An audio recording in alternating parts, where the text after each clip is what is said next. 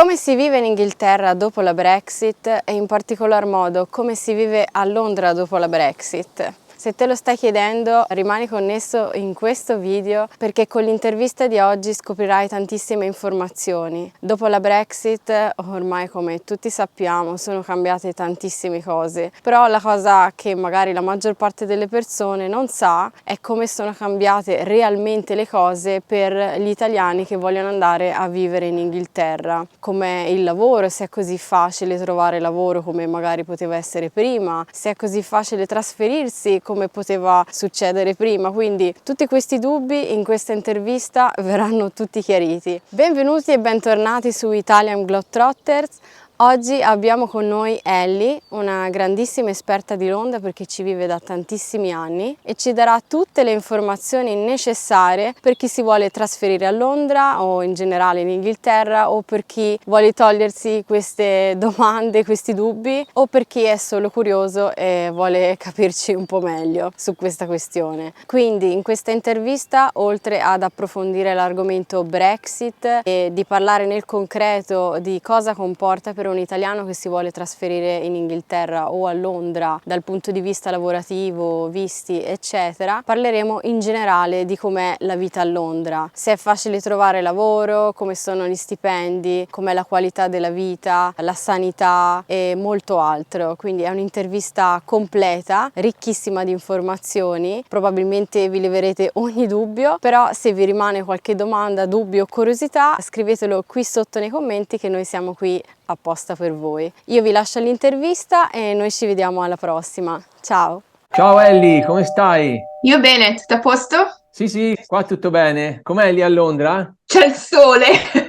Ah, C'è ecco. un bellissimo sole oggi. Qua invece è freddo, quindi ci si ribalta il clima, eh? Intanto ti volevo dare la benvenuta, è un piacere averti qua ospite con noi, Italian Globetrotters, Grazie a te. da un paese insomma così richiesto, perché Londra è molto richiesto, tanti ci scrivono per sapere come ci si vive, soprattutto anche ora dopo l'uscita dall'Europa con la Brexit, quindi ecco, avremo tante cose di cui parlare, eh? Sì, decisamente. Decisamente.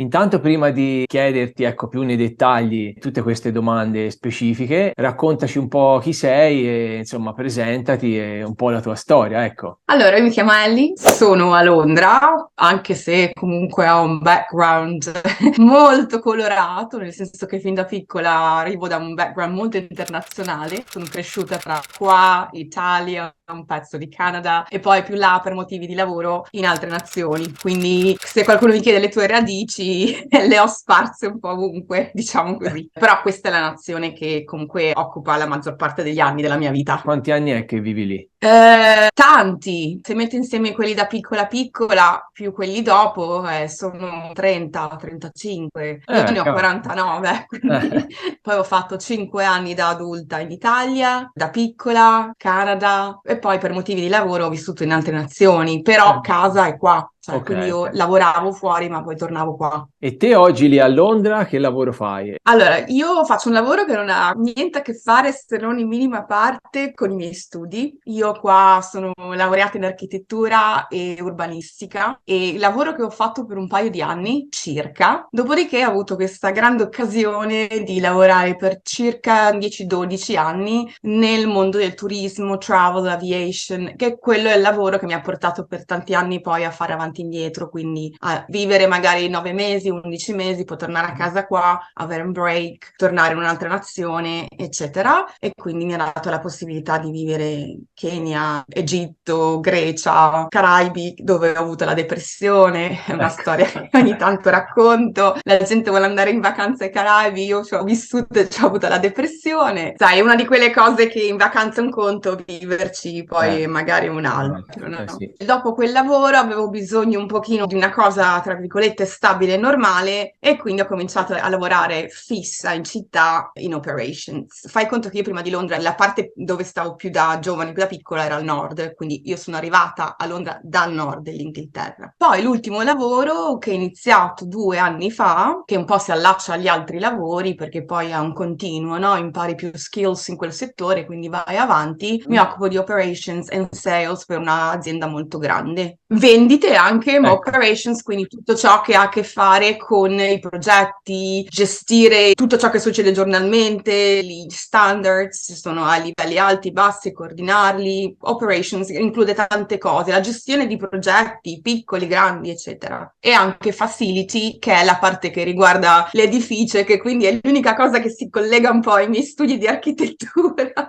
Ciao ragazzi, non dimenticatevi di iscrivervi al canale e di mettere un bel like se vi è piaciuto questo video e poi commentate qui sotto, fateci tutte le domande che volete e noi siamo qui apposta per aiutarvi e rispondervi. Ciao!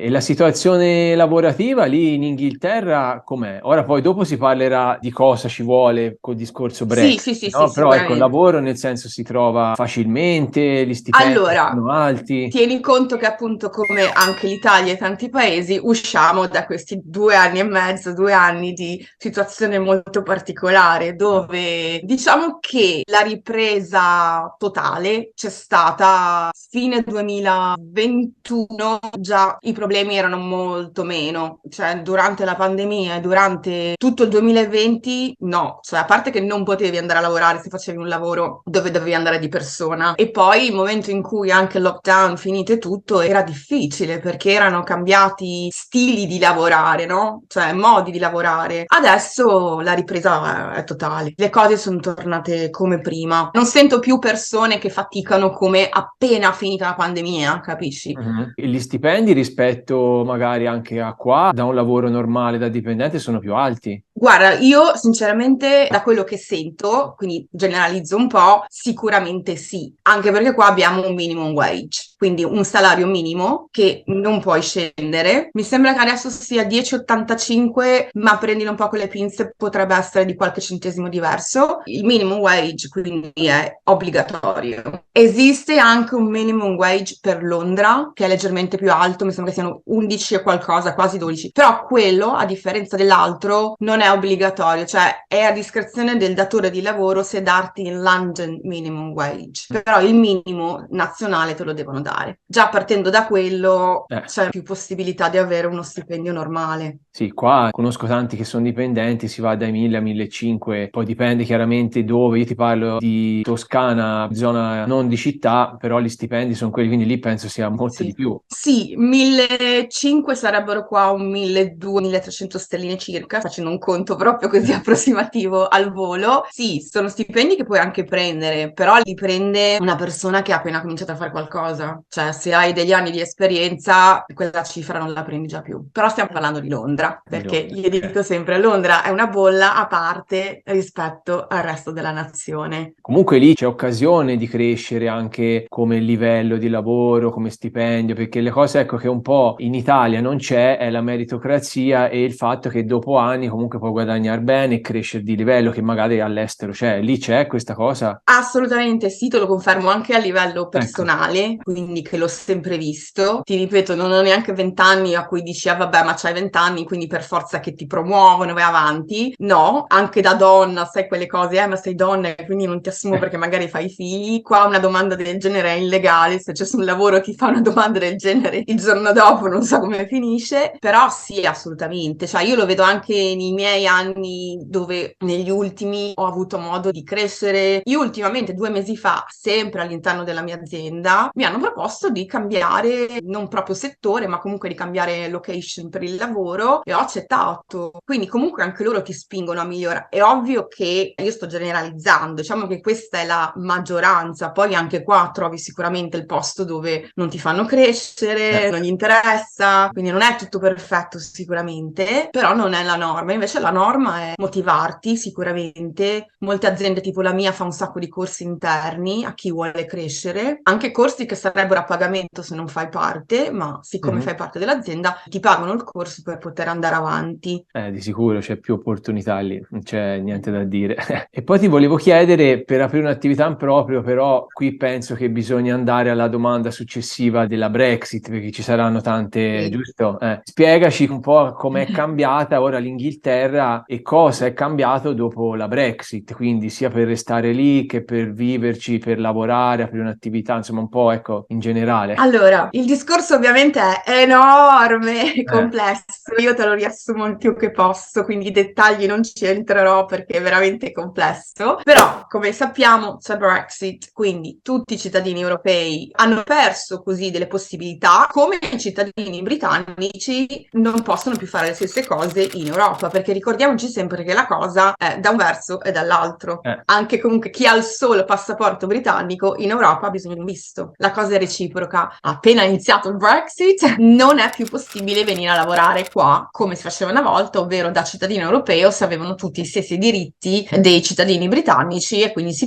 cominciava a lavorare, stop, finiva lì. Adesso ovviamente è obbligatorio avere un visto. Per quanto riguarda l'attività in proprio, prima, pre-Brexit, ovviamente i cittadini europei avevano gli stessi diritti, quindi potevi diventare self-employed, che qua per registrarti è abbastanza facile. Se non hai un'azienda enorme ti puoi fare anche la dichiarazione dei redditi da solo. Se parliamo di attività, quindi uno vuole aprire una propria attività, principalmente ci sono due visti, che sono lo startup e l'innovator. La differenza, non andrò troppo nei dettagli, è la lunghezza. Uno può durare 2 anni, l'altro 3 anni. Uno, che è quello, mi sembra l'innovator, però potrei sbagliarmi, devi avere un fondo di 50.000 sterline da investire. Uno, che è sempre l'innovator, puoi assumere solo persone che ti porti con te, quindi persone che tu hai già reclutato da qualche parte. L'altro invece, anzi, sei invogliato ad assumere persone del posto. Personalmente credo, però anche qua non sono un immigration advisor, so abbastanza, ne so molto, però credo sia molto vincolante bloccare praticamente tutti gli imprenditori del mondo con questi due piccoli visti. Taglieresti veramente l'economia, daresti la possibilità a poche persone di venire a investire nel paese. Probabilmente esistono altre strade ufficiali, esempio magari hai il socio che è invece residente qua o britannico, quindi l'azienda viene comunque messa su dal tuo socio. Sicuramente ci sono altri metodi, però ufficialmente se tu vai sul sito del governo, dove è l'unico posto dove prendere tutti i dettagli di informazioni precise, quindi nonostante io faccio video su questo argomento, sono la prima che dice nel momento in cui però tu decidi di andare dritto e quindi seguire la strada del visto, per favore il tuo punto di riferimento deve diventare o il sito del governo e in aggiunta eventualmente, se lo vuoi, un immigration advisor registrato. Quindi niente, vado su Facebook, quella persona su Facebook mi ha detto che si fa così. No, va bene se ti vuoi far dare un'indicazione sulla metropolitana, ma per queste cose importanti non usiamo i social media per complicarci la vita certo. e fare magari cose sbagliate. Quindi principalmente il discorso aprirsi un'attività non è più come prima, bisogna appunto avere dei permessi, dei visti. Per quanto riguarda invece il lavoro da dipendente, anche qui chi era già qui prima e quindi ha poi fatto domanda per un pre-settled che dura 5 anni e poi devi fare domanda per il settled, quindi per sempre. Se hai questi due tipi di permessi, a te non è cambiato niente a livello di diritti che hai di lavorare, assistenza sanitaria, niente è cambiato. L'unica cosa è, esempio, se hai il settled status, non puoi andartene via da UK per un periodo continuativo di 5 anni, cioè devi proprio essere tu che decidi di non metterci più piede qua. I visti per lavorare sono diversi, sono veramente tanti, dipende un po' il tipo di lavoro, dipende il tipo di contratto, ma principalmente quello che si applica a tantissimi tipi di lavori, di ruoli e di incarichi è quello che viene chiamato il visto per lavoratori qualificati. E il famoso visto dei 70 punti, perché molto spesso si parla di questi 70 punti. È quello che viene applicato alla maggior parte dei lavori. Sul sito del governo c'è una lista di tutti i lavori con tutti i vari codici che poi ti servono per la domanda, con tutti i vari tipi di lavori che uno può fare. Quindi devi trovare uno sponsor. Uno sponsor è un'azienda che decide di investire in te, perché lo sponsor paga per iscriversi al sito del governo e per pagare il tuo visto. Quindi ovviamente devi essere una persona che secondo loro vale la pena portarti da fuori, o altrimenti giustamente la prima cosa che fanno è cercano qua. Quindi gli devi dare comunque quel valore aggiunto, giustificare il fatto che loro ti vogliono fare venire a lavorare. Quindi questo visto richiede ottenere questi 70 70 punti che si possono avere, uno, raggiungendo il minimo salariale che è specificato in questi 70 punti. Quindi il tuo sponsor ti deve garantire quel minimo, che mi sembra sia 26.000 e qualcosa, se non è cambiato. La conoscenza dell'inglese c'è scritto proprio che deve essere, non c'è un livello specifico, deve essere al livello del ruolo che devi andare a coprire. Quindi se tu verrai per fare l'insegnante accademico a Oxford di inglese, è ovvio che ci aspettiamo che il tuo inglese sia praticamente madrelingua. Se il tuo lavoro sarà una persona che lavora in IT, sicuramente devi avere il livello di inglese adatto per quel lavoro. Quindi non viene richiesto un livello specifico, ma adatto al ruolo che vuoi fare. E quando raggiungi questi 70 punti, a quel punto lì puoi avere il visto. È difficile? Non è difficile. Allora, partiamo dal presupposto che sì, il visto per gli europei è una cosa nuova, però il visto per entrare in UK non è una cosa nuova, c'è sempre stata per tutti i cittadini che non erano europei, quindi americani, canadesi, australiani, eccetera. Va bene, c'è il discorso della lingua, ma che erano sicuramente agevolati, però a livello di ruolo loro hanno sempre dovuto richiederlo, e non è che tutti i canadesi, americani o australiani che sono venuti fino adesso erano tutti degli scienziati, cioè fanno anche dei lavori normali,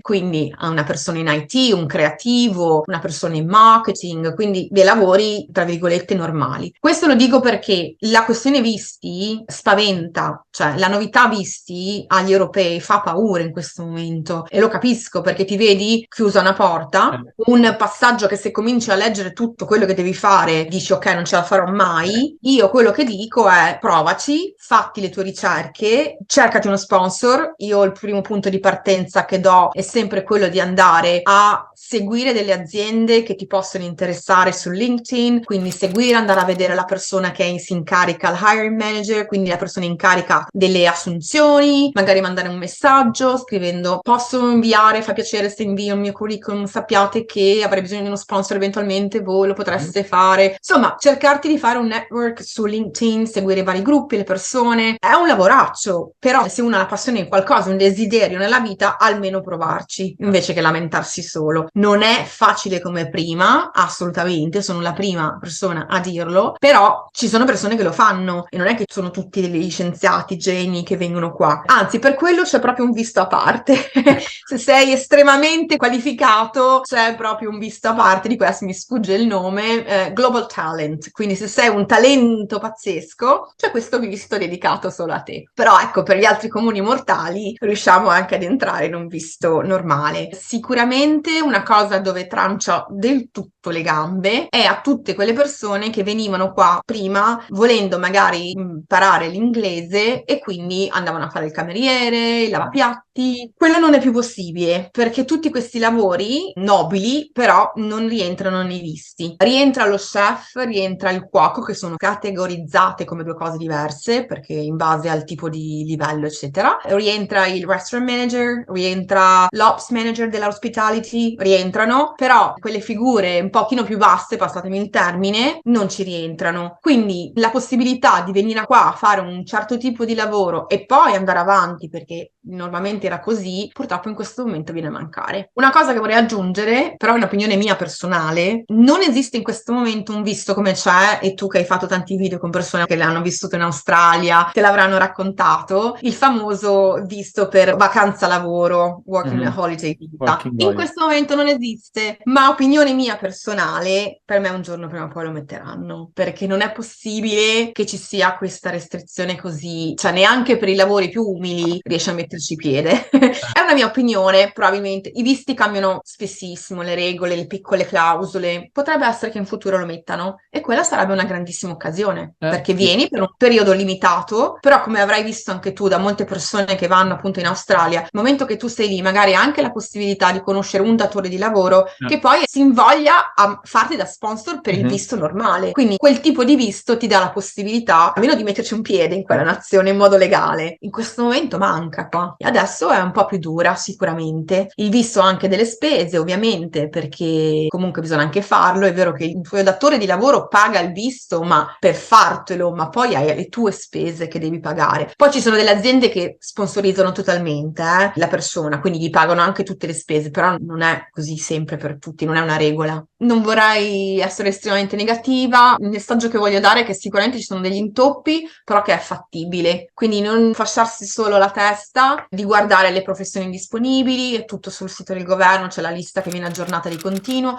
C'è Mhm. una lista anche degli sponsor e io l'ho controllata a febbraio e sono circa 75.000 aziende che sponsorizzano in questo momento. Cavolo, Quando tanto. l'avevo controllata l'anno scorso erano 60.000, quindi aumentano e la lista sul sito viene aggiornata di continuo. Le possibilità ci sono e non bisogna essere solo top, ci sono per creativi, c'è veramente di tutto. Persone che vogliono lavorare nella sanità, infermieri, medici, Mhm. anche per l'educazione, quindi per insegnare devi avere il visto, però puoi fare domanda direttamente ad una scuola, perché qui molte scuole funzionano in modo indipendente, Mhm. quindi non è una cosa statale. Ci sono le scuole statali, ma ci sono anche quelle indipendenti. Quindi se hai delle qualifiche anche come insegnante, puoi provare a vedere se c'è il visto per insegnante, se trovi una scuola che ha voglia e ti vuole sponsorizzare. Insomma, è complicato, però dai, la speranza Sì, c'è. è più Sì. complicato. La speranza io la do perché comunque secondo me una possibilità c'è. Ci vuole tanta ricerca, questo sì. Almeno provaci, come tutte le Mhm. cose nella vita, no? Quando abbiamo un desiderio almeno ci dobbiamo provare. Poi se hai solo risposte negative, ok, va bene, però almeno provarci. A volte se l'azienda sponsorizza lo mette proprio accanto già nell'annuncio, a volte no, quindi è sempre buono magari informarsi, chiedere. Appunto, LinkedIn è un ottimo punto di partenza per cercare le aziende, cercare la persona da contattare e potersi fare conoscere, vedere anche le aziende cosa organizzano. Se l'azienda è in crescita, e su LinkedIn sicuramente lo scrivono, invece di andare su Facebook a fare niente,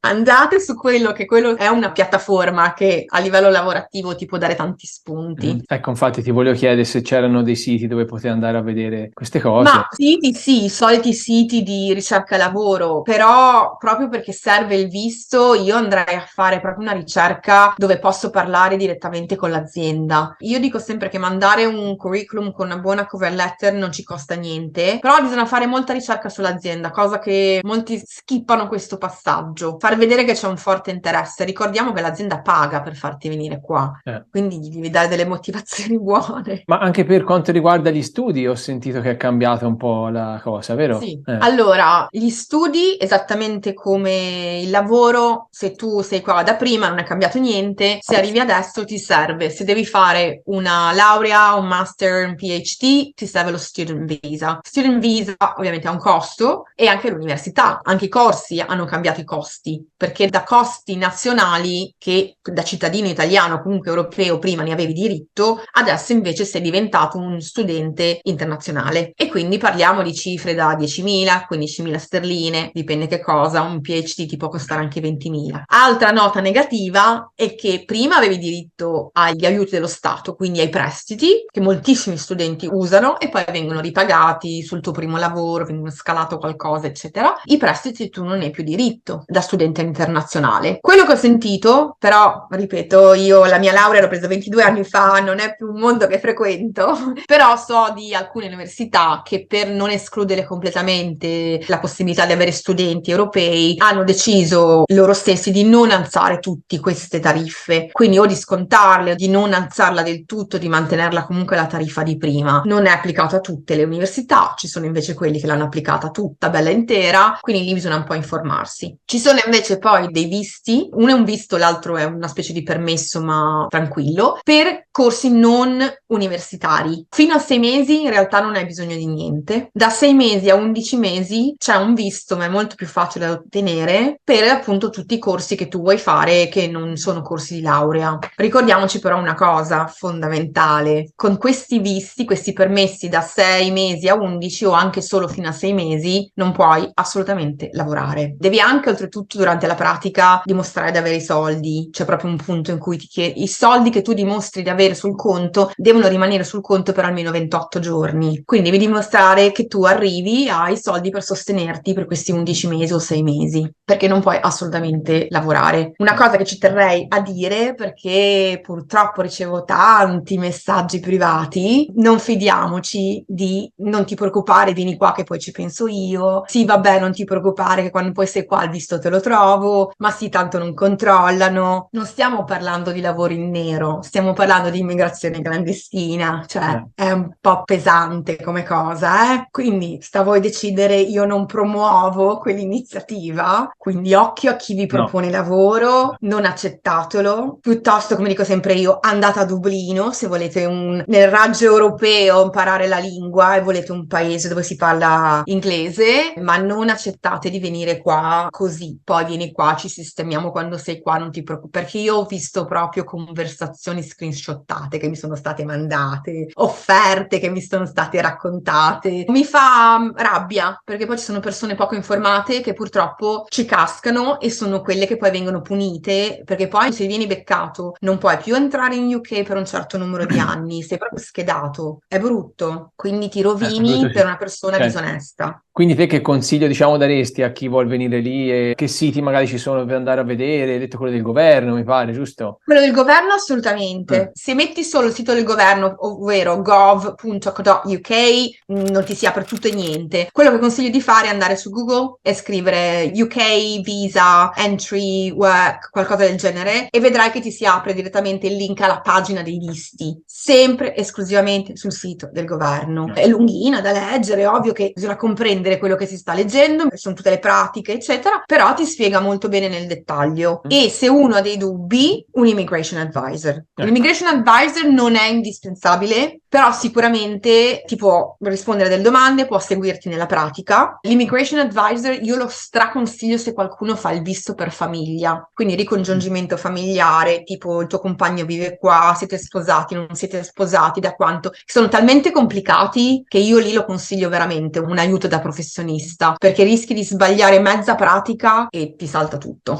E sempre inerente a questi argomenti, come ultima domanda ti volevo chiedere se sai com'è lì la tassazione, per avere un'idea, perché sai che l'Italia è uno dei paesi più tassati al mondo se uno ha un'attività, no? 20%, Buono. 20%, poi se, come accennavo prima, diventi self-employed, quindi lavori per conto tuo, ma cioè, non hai un'azienda enorme, ma puoi tranquillamente fare la dichiarazione dei redditi da solo quando arrivi all'anno fiscale, segui tutte le istruzioni sul sito del governo, c'è proprio una parte dedicata a quello. Se hai un'azienda grande è ovvio che ti serve un aiuto per fare poi la tua dichiarazione, però se sei un libero professionista piccolo, tra virgolette, lavori per conto tuo con un piccolo socio, è assolutamente fattibile. Guarda, conosco un sacco di persone, io stessa lo faccio perché comunque ho delle entrate extra rispetto al mio lavoro principale, quindi qui tu puoi avere queste entrate extra rispetto al tuo lavoro principale fino a un massimo di 1.000 sterline di guadagno all'interno dell'anno fiscale, quindi aprile-aprile, dopodiché ti devi registrare. Praticamente tutte le persone che conosco, creativi o che fanno altre cose simili, nessuno ha un commercialista che ti aiuta, a meno che appunto non hai un'azienda un po' più grande, non so, di dipendenti, tante spese da gestire, hai fatto tanti acquisti per l'azienda, lì diventa più complesso e allora è più comodo per te che qualcuno ti segue in modo da poter fare la pratica giusta e non finire nei guai. E senti, la qualità della vita lì com'è? Te ci vivi bene, insomma, com'è? Guarda, la qualità della vita secondo me è ok, può migliorare, nel senso che è molto personale da come tu ti gestisci. Allora, se hai un buon lavoro, e non dico che devi essere ricco, sei contento della zona in cui vivi, il tuo commuting time non è 2 ore e mezza, 3, perché alcuni lo fanno, penso che si può arrivare a un buon compromesso. Secondo me la qualità della vita non è assolutamente scarsa, anche solo dal lavoro di cui parlavamo prima, meritocrazia, possibilità di crescita nel lavoro, di trovare lavoro, di poter decidere di lasciare il tuo lavoro e trovarne un altro con abbastanza facilità. Quello secondo me incide tanto sulla qualità della vita. E poi penso che sia una cosa anche molto personale, cioè io personalmente sto bene, però ho intenzione di uscire da Londra. Quindi la qualità della vita secondo me non è male. Se mi vuoi per caso fare la domanda se Londra è una città costosa, penso che la risposta te la so dare immediatamente. Londra è costosa in 2 cose: trasporti e affitti. Per il resto, il momento in cui tu vivi a Londra, che ti sei integrato, che hai le tue amicizie, che hai i tuoi giri, sai esattamente come vivere bene senza spendere un capitale. Dal supermercato, dal pub, dal ristorante, dal negozio. È una tua scelta a quel punto se vuoi solo le cose estremamente costose o le cose medie o le cose scarse. Quindi la cosa in cui purtroppo non puoi avere molta scelta sono affitto e trasporti. Quelli tocca pagarli. Per il resto, secondo me, non è affatto una città così costosa come uno può immaginarsi. Infatti, appunto, te lo volevo chiedere, ora me l'hai già detto un po' te del costo della vita, perché insomma, qua è aumentato tanto come da tutte le parti. Ti volevo chiedere appunto questa cosa. Assolutamente sì, è aumentato. Guarda, me ne sono accorta dalle piccole cose ai supermercati, perché quando sei abituato a comprare una certa cosa, poi te ne accorgi subito se il prezzo è aumentato, no? Quindi cose da, che ne so, una sterlina adesso costano 1,50, alcune spezie che compravano costavano 90 centesimi, adesso la stessa busta costa 1,20. Poi sai, uno dice, ma sono 20 centesimi.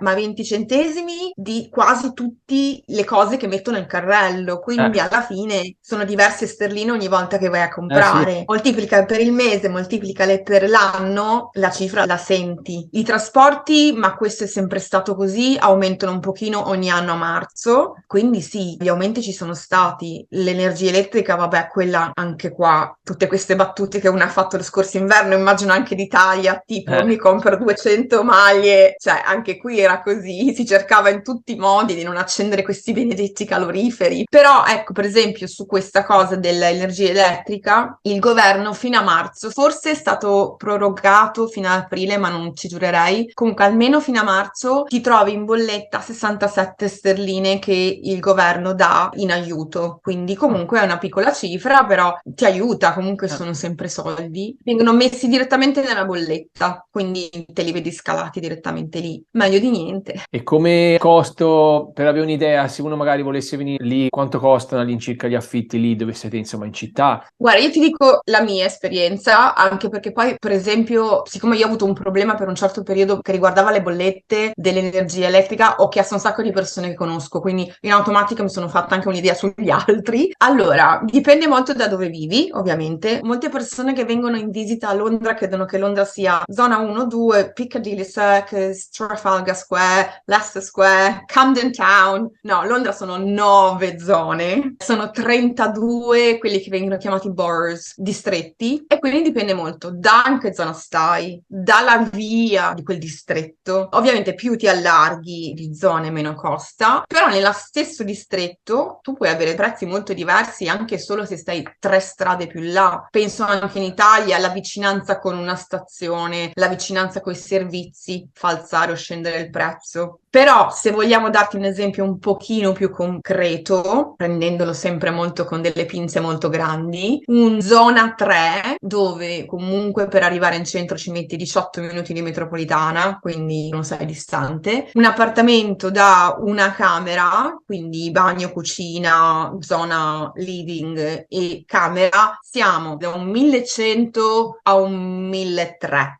2 anni fa mi dovevo trasferire, ho dato un'occhiata in questi modernissimi appartamenti che stanno costruendo da tutte le parti, tutti arredati, super moderni, super forniti di concierge, sala comunale, bellissimi. Un 2 camere siamo sopra i 2000.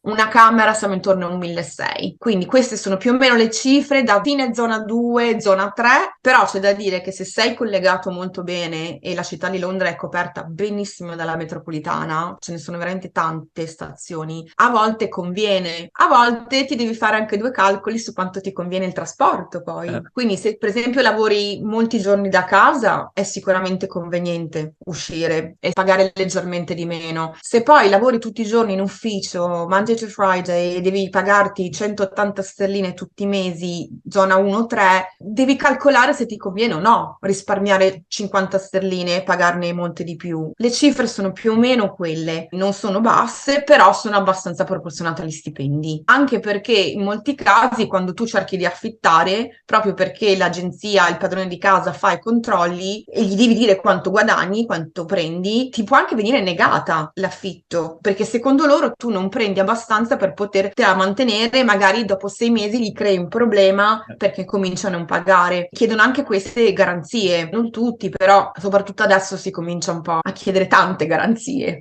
Sì. Come qua.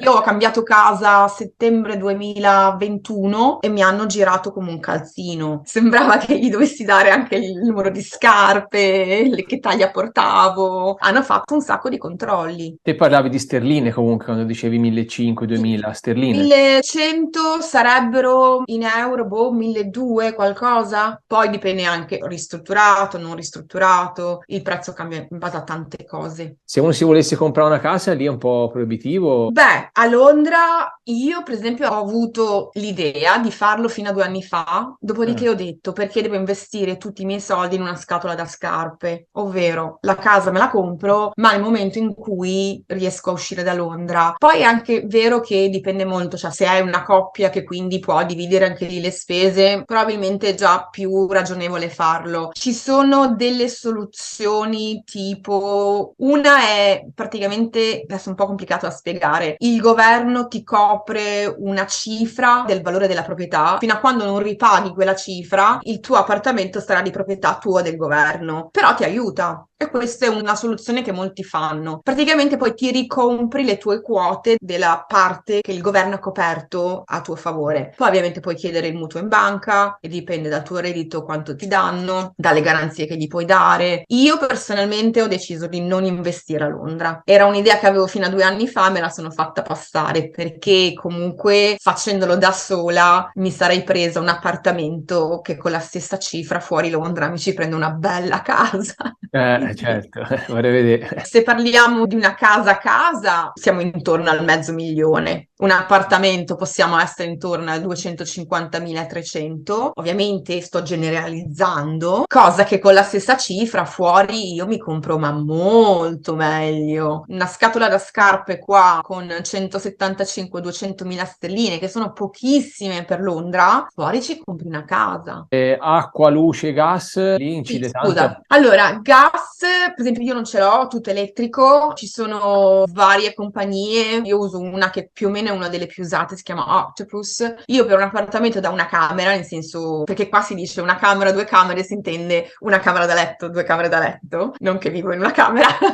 La media adesso siamo intorno ai 80 sterline, quindi neanche 100 euro mensili, però ho tutto elettrico io, che adesso viene coperta appunto fino a marzo 67 sterline dal governo. Quindi in questo momento sono nella fase di grazia, pochissimo, non pago quasi niente, però la pacchia finirà. Puoi scialare via ora. Esatto. Acqua è principalmente un'azienda che se ne occupa ed è fisso, cioè tu in realtà puoi scegliere delle tariffe, però è fisso. Esempio, io quando mi sono trasferita in questo appartamento devo pagare la cifra più alta, che è 22 sterline al mese, che comunque non è già tanto. Poi dopo 6 mesi adattano in base al consumo che tu hai fatto. Io vivendo da sola si saranno accorti che non consumavo tutta questa acqua e quindi adesso ne pago 11, pago 11 sterline che saranno 13 euro, Niente. qualcosa del genere, quindi pochissimo di acqua, niente, ed è una cifra fissa. Internet ho Virgin Media e ne pago 30, che non è pochissimo, però vabbè, c'è la fibra e tutte queste cose, va velocissimo. La cosa qua un po' costosa è quella che viene chiamata la council tax, quindi la tassa che tu paghi al comune. Dipende dalla via in cui abiti, dalla grandezza dell'appartamento, dal distretto in cui abiti e se abiti da solo o no. Se abiti da solo hai uno sconto del 25%. La tassa comunale, che è mensile, non è poco perché io adesso pago 88 sterline al mese solo di tassa comunale. Copre tutte le cose che il comune fa, quindi la manutenzione delle strade, la raccolta dei rifiuti, tutte queste cose. Una tassa comunale. Che altra tassa? Vabbè, la TV solita. La TV, c'è anche lì la tassa sulla TV come in Italia? C'è la tassa sulla TV, sono 159 sterline l'anno, che però te le puoi dividere. È obbligatorio, ovviamente. C'è una cosa molto simpatica. Qualsiasi persona che tu conosci che viene a vivere a Londra subito viene traumatizzata traumatizzata perché appena tu ti trasferisci in un appartamento ti arriva immediatamente la lettera di minaccia. La lettera è veramente dura, ti terrorizza proprio, no? Alla fine finisci per pagare perché ti terrorizzano, che arriva la gente che ti bussa a casa, eccetera. Io devo dire la verità, non ho mai sentito nessuno che gli arriva veramente il controllo a casa, però alla fine io per esempio ho deciso di pagare perché crearsi un problema per poi 13 sterline al mese, cioè. Cambiando domanda, ti volevo chiedere come sono gli inglesi, se ci sono anche delle differenze di cultura un po' anche particolari. Guarda, io avendo vissuto in 9 paesi e questo essendo la mia nazione principale, ovviamente come cultura ho più una cultura anglosassone. Ti posso dire che anche avendo viaggiato per lavoro, quindi avendo gestito turisti di varie nazioni, ti posso dire differenze generalizzando molto, e questo però tocca molto me nel senso che io sono effettivamente così, però c'è anche da fare la differenza londinesi e inglesi, dentro Londra e fuori Londra.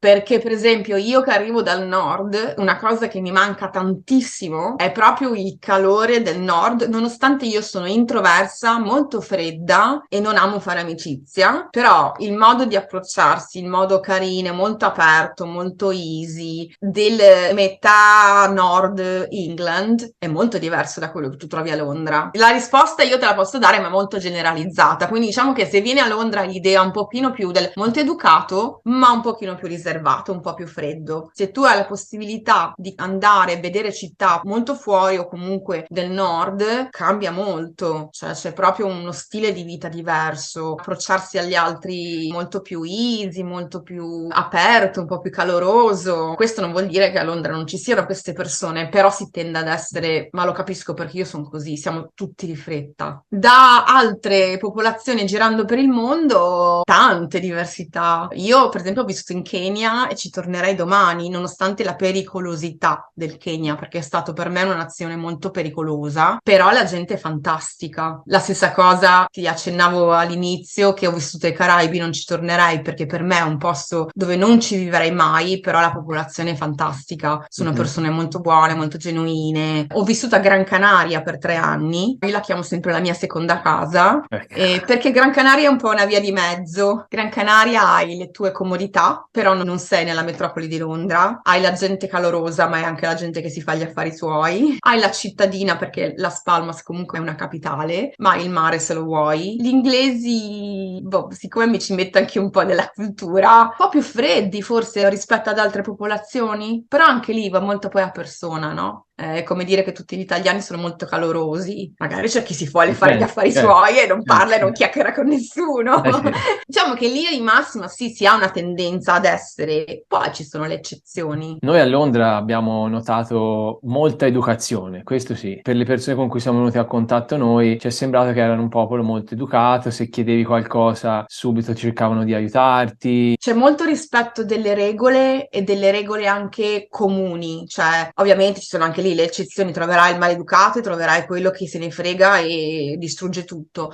Però c'è molto rispetto delle proprietà comuni, non so, fanno una nuova statua, la mettono lì anche particolare, è molto raro che qualcuno ci va a fare tipo la distrugge o graffiti o comunque sporca. Poi vabbè, la fila, non so se lo sai, ma c'è il culto della fila, io stessa divento matta se mi salti in fila, divento una belva, quindi la fila si fa la fila ovunque. C'è molto rispetto delle regole comuni anche, non solo pensare a se stessi, ma anche un po' a capire della tua comunità, il tuo quartiere. Io vedo molti quartieri, non tutti, perché sono dei quartieri che fanno schifo obiettivamente, però in linea generale c'è molto rispetto di come si vive nel quartiere, di aiutarci, le feste di quartiere, soprattutto in estate, si chiude la via, si fanno queste feste nel quartiere, la cena per tutti. Questo è molto bello, a me piace molto. E sempre parlando di queste cose nel senso di abitudini, cos'è che si fa lì, come passi anche te insomma il tuo tempo libero, com'è che ci si conosce, si socializza con gli altri? Allora, socializzare è un grande problema di Londra, ma penso forse di molte metropoli. Però io ti parlo di Londra ed è molto difficile, obiettivamente. Partiamo sempre dal presupposto che io appunto sono molto introversa, io sto molto bene da sola, però mi rendo conto che anche quando io ho le mie amiche, Londra è una città enorme. Io, guarda, qualche giorno fa ho postato su Facebook, mi sembra, proprio per far capire la dimensione, ho messo una mappa di tutta l'area metropolitana di Londra e sovrapposta la mappa dell'area metropolitana di Milano, giusto per dare un'idea delle proporzioni. Fai conto, questa era l'area metropolitana di Londra e l'area metropolitana di Milano era così. Tu capisci che se hai un amico che abita ad est e tu abiti ad ovest, sarà molto difficile dire: senti, ti va di prendere una birra? Ci vediamo tra 10 minuti? No, quindi tutte le cose molto spontanee, a meno che non hai degli amici che abitano relativamente vicino, è molto difficile farle. Io ho un'amica che vive letteralmente 9 minuti a piedi, cioè mi devo mettere d'accordo pure con lei a volte. Poi sai, il lavoro, comunque uno magari fa un lavoro che non coincide con gli orari dei tuoi amici. Le distanze, secondo me ti bloccano moltissimo le distanze, perché le occasioni ci sono. Vai al pub, vai al ristorante, ci sono una marea di attrazioni gratuite che tu puoi fare, non attrazioni, come si dice, attività che puoi fare anche gratuite, quindi non è una questione di soldi, è proprio una questione di distanze e di organizzazione di tempi. E quindi Londra secondo me non è facile assolutamente dal punto di vista di socializzare e fare amicizie. Ti può andare bene, ci sono persone che fanno amicizia sul posto di lavoro e creano amicizie vere che poi si vedono fuori, ci sono persone che fanno amicizia perché magari escono con un gruppo di amici e quella sera conoscono altri gruppi di amici. Una cosa molto usata sono gli incontri sui social, ovvero un gruppo di persone che hanno gli stessi interessi, una volta al mese, ogni tot si incontrano e vanno a fare queste attività insieme. E poi da queste attività magari tu esci con 20, ti trovi bene con 10 che poi diventano 3. A me è successo. Io ho conosciuto la mia migliore amica diversi anni fa proprio in questo modo. Cioè uscendo una volta un evento solo donne in un pub carino a parlare di attività, ne ho conosciute 4-5, poi 2-3 si sono perse e io e lei ancora un'amicizia molto forte, molto bella. Sicuramente consiglio di andare a fare tutte queste attività in gruppo, magari all'inizio se sei un po' timido non è facile, però poi ti apri e tutta gente che sei lì probabilmente ha voglia come te di conoscere gente e quindi di fare poi altre cose insieme, però non è una città facile, sicuramente è uno dei lati negativi. Poi è talmente grande che insomma È la capisco. grandezza che ti taglia le Eh. gambe. E Sì, come sì. cibo lì si mangia bene, si trova un po' di tutto? Guarda, questa è una cosa che vai a toccare un tasto molto dolente, nel senso che per me, avendo visto ovunque, io mangio qualsiasi cosa. Però la cosa che bisogna sempre dire, anche, facciamo anche il paragone su Londra oggi e Londra 30 anni fa. Se tu mi dicevi Londra 30 anni fa, io ti dicevo che non mangiavi neanche una pizza. Forse c'era Pizza Hut e ti andava bene. Oggigiorno ci sono fiori di pizzerie, cioè, ma molto buone. La stessa cosa col cibo, cioè se io domani decido di farmi un piatto tipicamente coreano con gli ingredienti coreani, io domani posso farlo, perché le scelte di opzioni che tu hai sono talmente ampie che puoi mangiare qualsiasi cosa. L'italiano che dice che a casa sua non riesce a mangiare, perché probabilmente la mamma prima ti faceva la pasta e adesso non sa neanche come fare bollire l'acqua,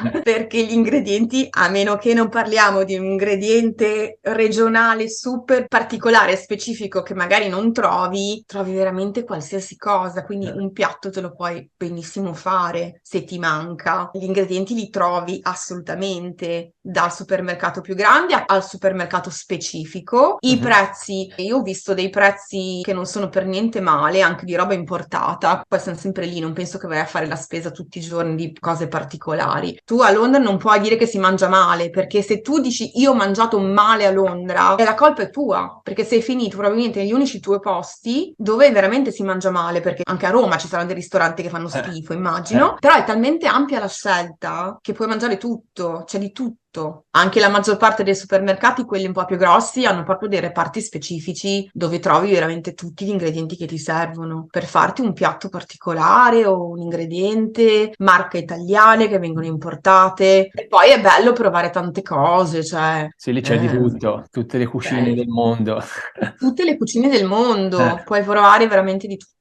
E poi è anche bello, sia che vieni in vacanza, ma anche se ti trasferisci, integrarti un po', no? Eh. Buttare via i pregiudizi e assaggiare. Poi non vuol dire che ti deve piacere per forza, però almeno l'hai assaggiato. C'è gente che non assaggia neanche e questo per me è un po' grave. Sì, lì ci sarà talmente tanta di quella scelta che qui magari non c'è, invece lì il bello è anche quello, andare un po' qua, un po' là, mangiare quando indiano, quando coreano, quando cinese, provare tutte queste tipi di cucine, no? Sì, Londra sì. Poi è chiaro che se esci dalla città di Londra c'è meno scelta, però ci sono le scelte. Ma anche in Italia, se vai a Milano, credo che hai un sacco di ristoranti internazionali. Se vai in una cittadina più piccola, probabilmente Eh. ne hai di meno. È la stessa Mhm. cosa qua. E il clima lì com'è? Perché qua, insomma, se ne parla del clima lì, tanti italiani, anche amici che conosco io, sono tornati proprio per il clima, perché non si trovavano con questo clima. Com'è lì?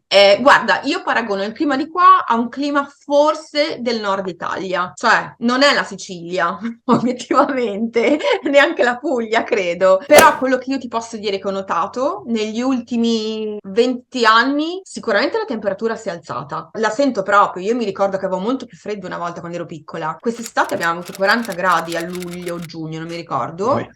Tutta questa pioggia di cui si parla non esiste, nel senso piove, ma non è che piove tutti i giorni. Le giornate, sì, non c'è il sole tutti i giorni. Il sole di stamattina adesso è andato via, c'è una nuvola che lo copre. La temperatura adesso siamo intorno ai 15. Abbiamo avuto una settimana a dicembre molto particolare che io non vedevo da tanti anni, dove siamo scesi a -7, che -7 per la città di Londra è molto poco, cioè molto bassa, perché la città di Londra ha una temperatura un po' diversa dal fuori, cioè l'aperta campagna è molto più fredda di solito. Secondo me è molto simile al nord Italia, poi non vedo grosse differenze. Poi ci sono persone che amano sempre il sole, certo che se ami quello è il posto sbagliato, non c'è sempre il sole, però tutta questa tragedia io non la farei, ecco. Sì, magari più, non lo so, il nord Italia penso che sia spesso nuvoloso, magari d'estate forse ci può essere un po' più sole qua Sì, rispetto a lì, ecco, però sì, qua esatto, siamo però abituati ad avere giorni e giorni e giorni di sole uno dopo l'altro, anche a sì. settimane, lì magari, non so, però. No, ma d'estate lo trovi, cioè il sole c'è sempre, poi arriva la pioggerellina che ti rovina la giornata, però sì, dai. Poi anche, appunto, rimaniamo a Londra, metà England, poi più su vai, le cose cambiano. È ovvio che Sì. più su vai la temperatura scende, come in Italia, se parti dal sud, più su vai e la temperatura cambia, il Mhm. clima cambia. Certo, se vai in Scozia il discorso cambia totalmente, cioè il sole, penso, se lo devono disegnare sul muro e guardarlo ogni tanto.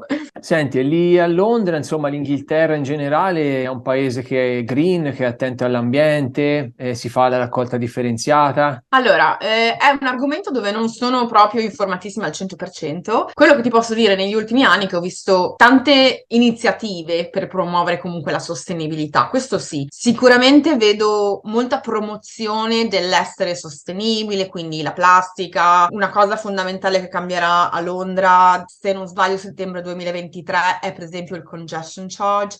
La zona centrale di Londra ha una tariffa di 15 sterline che tu paghi per entrare con l'auto indipendentemente. Questa zona verrà allargata a tutta la città a quanto pare e ovviamente quello è fatto per la sostenibilità. Le persone non saranno molto contente. Quello sicuramente è un grande cambiamento per la città di Londra, principalmente per chi guida. Nelle piccole cose te ne accorgi da, per esempio, 4 anni fa, col no alle cannucce di plastica, proprio vietate, tutte le attività che usavano i contenitori da asporto, dovevano comprare quelli sostenibili. La differenziata assolutamente sì, viene fatta. La raccolta dei rifiuti è gestita indipendentemente dal borough in cui ti trovi. Comunque come città è una città pulita lì. Nì, perché questa è una cosa su cui io mi prendo sempre un po' con tutte le persone che mi seguono così sui social, che mi dicono: Ah, Londra è bellissima, sono venuto qualche giorno. Sì, sono venuto qualche giorno e hanno fatto un giro nelle zone più turistiche, a Chelsea, Pimlico, Kensington, che ovviamente sono tirate a lucido in modo splendido perché sono zone turistiche. Non vuol dire che tutta Londra sia così. Non si può certo valutare Londra per quella parte piccola che si vede. Quindi se parliamo del centro, inteso come i posti turistici, assolutamente sì. I parchi, ecco, sui parchi sono veramente tirati a lucido quasi tutti. Sono puliti, tenuti bene, gestiti bene. Per il resto ci sono dei quartieri che a mio parere sono inguardabili. Magari chi Quindi viene lì non li vede, ecco, magari non ci va e non li lo vede. vedi, esatto, non li vedi perché sono magari leggermente più fuori, non c'è un'attrazione turistica dove andare e quindi non li vedi. Il borough in cui abito io, per esempio, giusto per farti un esempio simpatico, non distante da me c'è una stazione della metropolitana con 2 uscite. Se tu esci da un'uscita ti ritrovi in questo piccolo quartiere che è orribile, se tu esci dall'altra uscita della stessa stazione della metropolitana è un altro mondo. Ecco. Cioè stiamo parlando della stessa stazione della metropolitana, 2 uscite. Dipende molto dalla gente che ci sta, no? E per quanto riguarda la sicurezza? Allora, anche questa è una cosa che ho dovuto spiegare molto spesso e ti parlo anche da donna, che gira molto Ecco. spesso anche la sera tardi. Io non mi sono mai sentita in pericolo, però penso che in questo ci debba essere molto common sense. Quindi è ovvio che io alle 4 di pomeriggio d'inverno, anche se so che c'è la scorciatoia in mezzo al parco, non ci vado perché è buio. È ovvio che se sono le 11 o le 2 di notte e c'è il vicoletto, non mi ci infilo dentro. Quindi secondo me è anche un po' di cervello anche a volte. Ci sono dei quartieri, quindi non tutta Londra, dei punti dove ci sono ancora quelle che proprio sono delle gangs e sono più che altro problemi di accoltellamenti. Però questo non deve spaventare né uno che si trasferisce a Londra né uno che ci viene in vacanza, perché quei quartieri in vacanza non li vedrai mai e se ti trasferisci basta chiedere a un po' di persone e in quei quartieri non ci affitterai mai una casa. In linea generale, per me è una città abbastanza sicura. C'è molta polizia, la polizia corre se hai bisogno quasi immediatamente. Io al lavoro ho dovuto chiamare la polizia una volta perché avevo una persona che non voleva lasciarmi il mio edificio e la polizia mi è arrivata in 4 minuti. Sono piccole cose, però le apprezzi, no? Mi ha tenuto proprio come si vede nei film al telefono mentre mi diceva ok, descrivermi la persona, non lo avvicinare, ho una pattuglia in giro, te la mando immediatamente.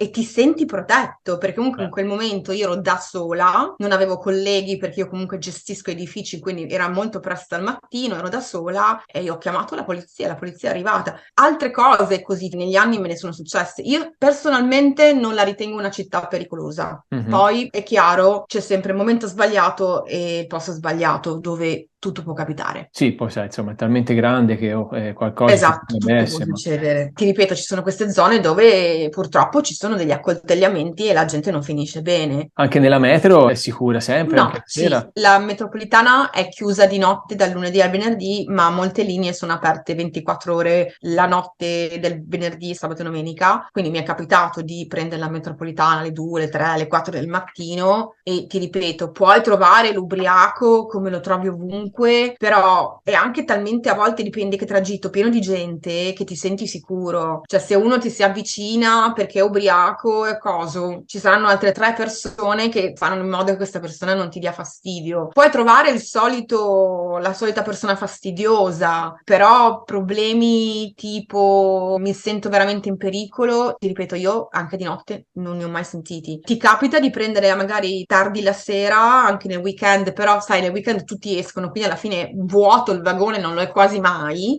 però se anche quando lo è stato, fai attenzione, cioè ok, c'è una fermata, il vagone è vuoto, guardo chi entra, se mi sembra una persona un po' così, esco e mi infilo in un altro vagone. Poi ripeto, gli incidenti ci sono stati, cioè storie ne senti, però non è la norma. Bene, e sempre una domanda che tanti ci chiedono e che uno vorrebbe sapere, la sanità com'è lì rispetto anche a qua che, come sai, è pubblica e quindi non è una spesa, a meno che uno non va a farsi una visita privata, ecco lì com'è. Uguale, nel senso che la sanità è pubblica, non si paga praticamente quasi niente, diventa pagamento col visto, però, vedi, la differenza è quella. Cioè, chiunque è o cittadino britannico o che è qua come cittadino europeo, ma che può stare qua perché ha il pre-settled status o il settled status, non cambia niente. Quindi l'NHS, che è il Servizio Sanitario Nazionale, rimane gratuito per tutti. Invece, se tu ti trasferisci qua col visto, è un supplemento. Quindi comunque tu devi pagare per avere la sanità. Quando ti trasferisci in un quartiere, ti registri subito col tuo GP, che è il General Practitioner, quindi il medico generale. Ce ne sono più di uno. Guardi chi ha posto disponibile,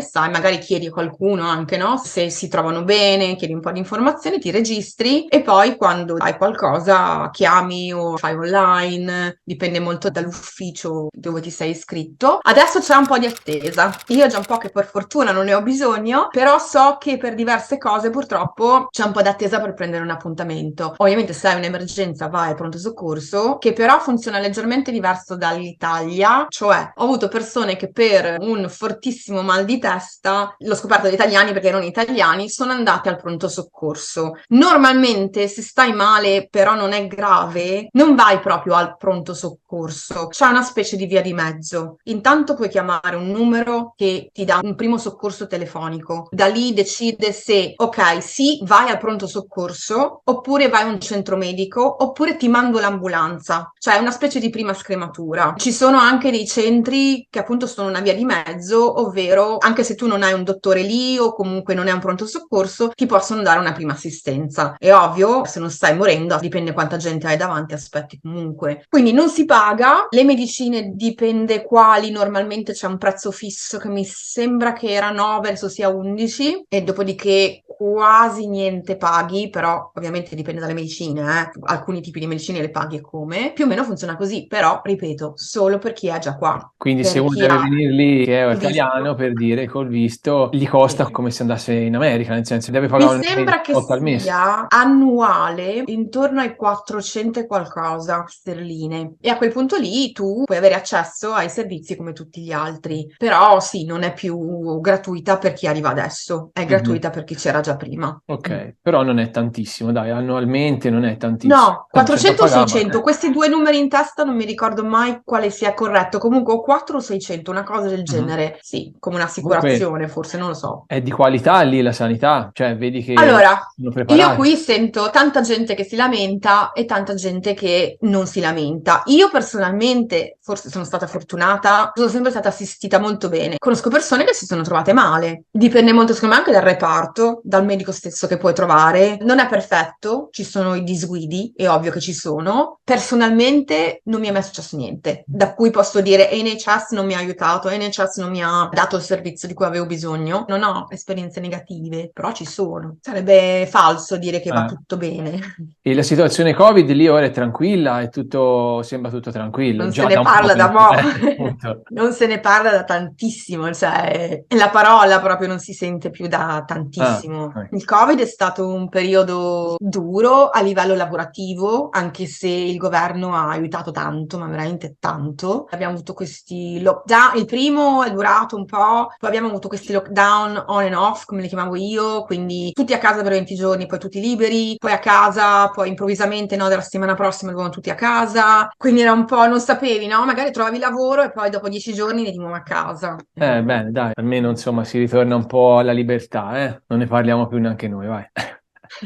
E quindi, insomma, ricapitolando un po', quali sono i pro e i contro secondo te lì a Londra? Oh, ci sono i contro. Ci sono. Nonostante io sia molto internazionale, quindi mi adatto ovunque, i contro li trovo sicuramente i costi. Non come vita un po' quotidiana, ma i costi di affitti che rovinano un po' poi tutto il resto, secondo me. La vita eccessivamente frenetica che molti amano, io la amavo quando mi sono trasferita qua quando ero molto più piccola, però poi adesso a una certa età ho voglia di lasciarla andare. Poi dipende che tipo di personalità hai, sicuramente torniamo al discorso di fare amicizia e vedere i tuoi amici, quindi se sei una persona che ti piace veramente, anche quella spontaneità, come dicevo prima, dai, andiamo a prendere una birra, usciamo 10 minuti, non ce la puoi avere. Le cose positive, sicuramente tutte le possibilità di carriera che puoi avere, le possibilità di crescita personale, non solo di lavoro, di conoscere tante culture, di imparare cose, di vedere cose diverse,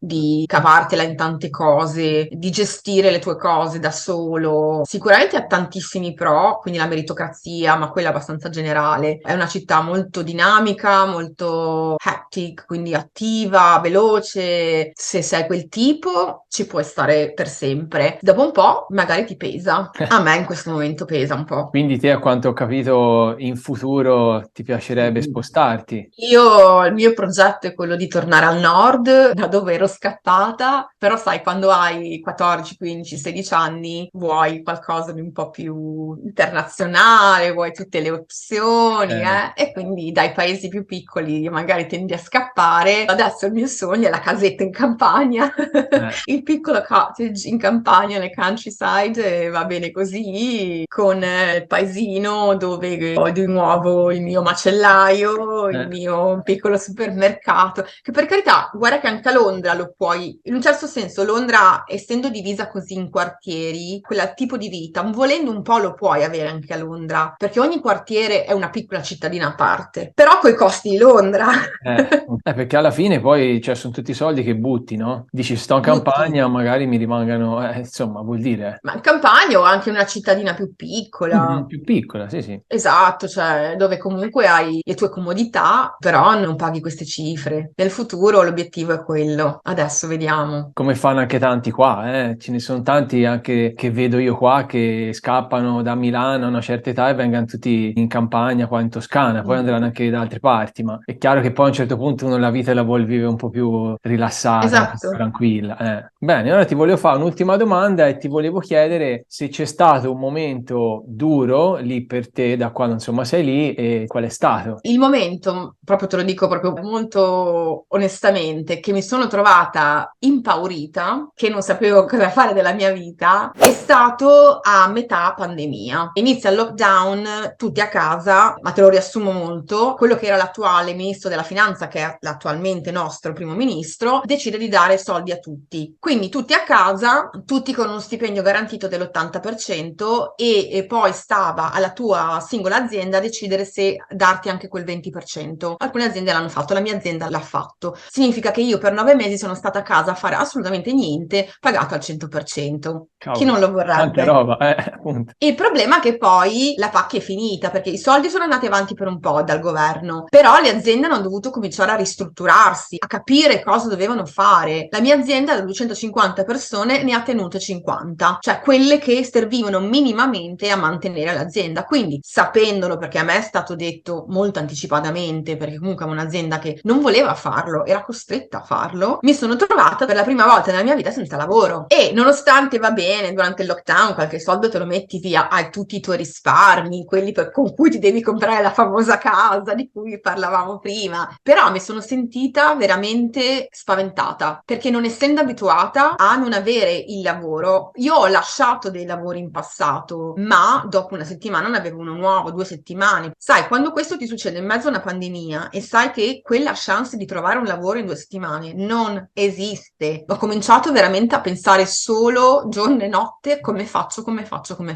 Poi ovviamente si è sistemato tutto, è andato tutto benissimo, però io lì ho avuto paura. Bene, allora io con le domande ho finito. Abbiamo parlato di tanti argomenti, se poi volete saperne di più su Londra o comunque sull'Inghilterra, ma principalmente su Londra, vi suggerisco di seguire Ellie sia su Instagram, ha un canale YouTube dove spiega tante cose, vita a Londra, cosa c'è da fare, anche argomenti che si diceva anche prima dei visti. Poi, ecco, se volete anche informazioni più dettagliate per quanto riguarda il discorso dei visti, ecco, lasceremo poi anche in descrizione il sito del governo dove potete andare a prendere informazioni ufficiali, ecco perché Sì, sempre. è sempre meglio.